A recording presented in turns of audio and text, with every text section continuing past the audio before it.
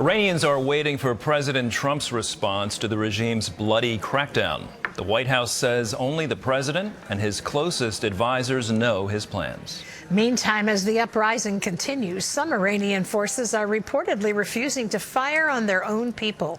Chris Mitchell brings us the story from Jerusalem.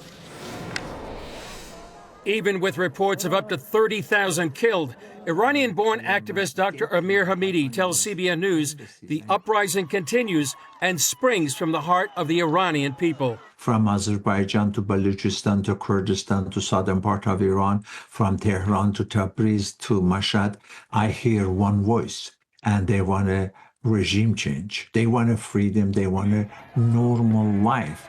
Hamidi says the regime has enlisted foreign mercenaries to break the rebellion. To intimidate and attack Iranians because some elements of its own forces hesitating, fracturing and refusing to fire on their own people. This Iranian woman, whose father is part of the regime, risked her life by calling in to a talk show.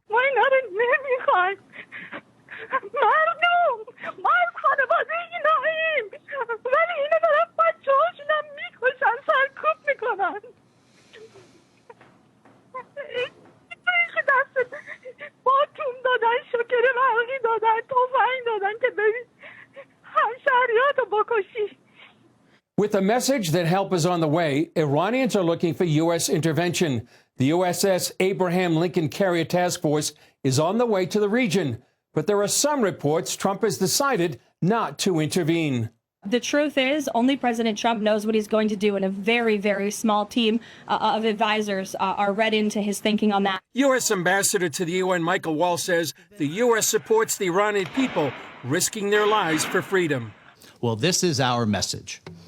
President Donald J. Trump and the United States of America stands by the brave people of Iran. Period.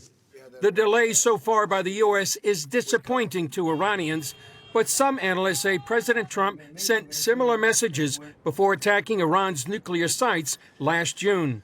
He also needs time to put military assets in place. If the Iranian regime does fall, many believe it would be a game changer of historic proportions. Restored relations with America would be a sea change from a regime that daily calls for death to the U.S. Chris Mitchell, CBN News, Jerusalem. Thank you, Chris. In other news, President Trump is threatening to send the military to stop the unrest in Minneapolis. John Jessup has that story and more from our CBN News Bureau in Washington. John.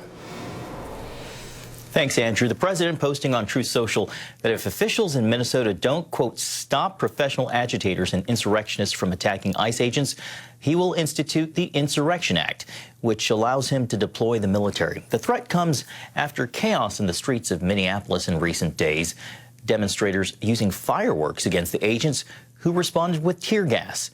An ICE agent shot and wounded a Venezuelan man Wednesday after 3 people attacked him with a shovel and a broom handle. Local officials are blaming federal agents for the unrest and urging protesters to remain calm. Well, global persecution of Christians is increasing. In its annual World Watch list, Open Doors International reports 388 million Christians experience high levels of persecution and discrimination, up from 380 million the year before. The top 5 nations that persecute Christians are North Korea, Somalia, Yemen, Sudan, and Eritrea. The country that's seen the greatest increase of persecution in the past year is Syria, as the new government fails to crack down on Islamic extremists.